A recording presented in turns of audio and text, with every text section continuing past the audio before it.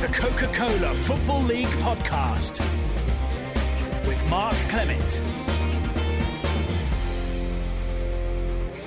What a sensational last few months it's been for Swindon Town's Charlie Austin. Originally with Reading, last season the 20-year-old banged in 46 goals in 46 games for Poole Town, who at the time were playing in the Wessex League First Division, 6 levels below the Football League. In the summer, it looked as though he was going to sign for nearby Bournemouth, but when their transfer embargo prevented the move from being completed, Swindon nipped in, and since making his league debut at the end of October, he's already scored 7 goals in 9 appearances. Were you, Charlie, then left a bit in limbo with the Bournemouth situation? Yeah, I mean, I was there for 8 weeks, the whole of pre-season, right up till the weekend before transfer deadline day. And every week I'd ask if what's going on, and it would always be the same. It's getting lifted.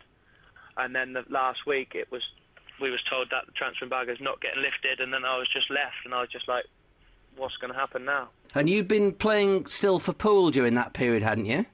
Yeah, I was still playing for Poole and then training with Bournemouth. Blimey. So was Swindon on the horizon a little bit, or was it completely out of the blue, you know, when the Bournemouth thing fell through?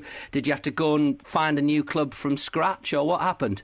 No, it was completely out of the blue, to be honest. I didn't know Swindon was interested or anything like that.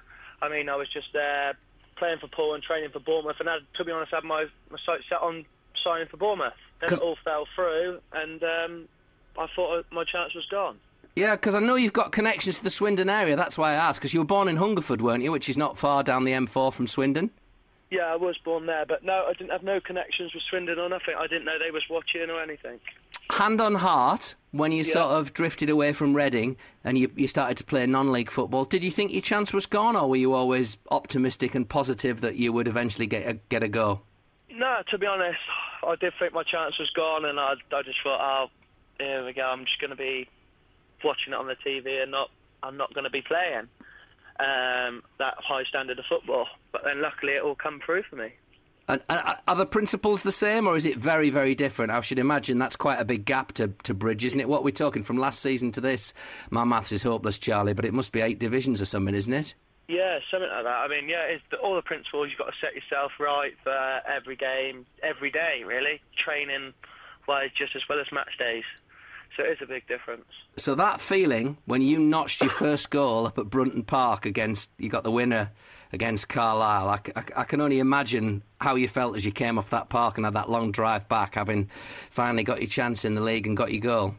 Yeah, I couldn't believe it. When it went in, I didn't see the ball at the net, to be honest. It went in, and then luckily Billy Painter was just nearby because I didn't really know what to do. You didn't know what to do? To be honest, I didn't know what to do. I was in shock more than anything, yeah, and then I kept getting phone calls from family and friends and stuff, and just congratulating me, and all the players was really good towards me and everything, so it was great, really. Can you quite believe it? I mean, I set it up at the top there. Can you quite believe just how you've taken to league football like a duck to water? No, I can't believe it, to be honest. Everything's just fallen into place. I mean, I've worked hard for what I've got and for what I've done, and hopefully me as a player and Swindon as a club, we can move on together. So, I mean, you know, for those that haven't seen you, who would be your sort of heroes as you were growing up? Who do you base your game on? What's your style? I don't really know, to be honest. Maybe Alan Shearer, he was always around in the box, right? Because he's a big, strong centre-forward. But I was one of them players just hang around the box and just work hard, really. And Reading must have been an influence. I mean, were you coming through with some of the current crop that are breaking into their team? Are we talking the Simon Churches, the Jem Karachems, people like this? When I was just leaving, Simon Church, James Henry and Alex Pearce were in the same side as I was, and they was just going through just as I was leaving. And you're already getting links, you must be reading your name in your paper to all sorts of clubs.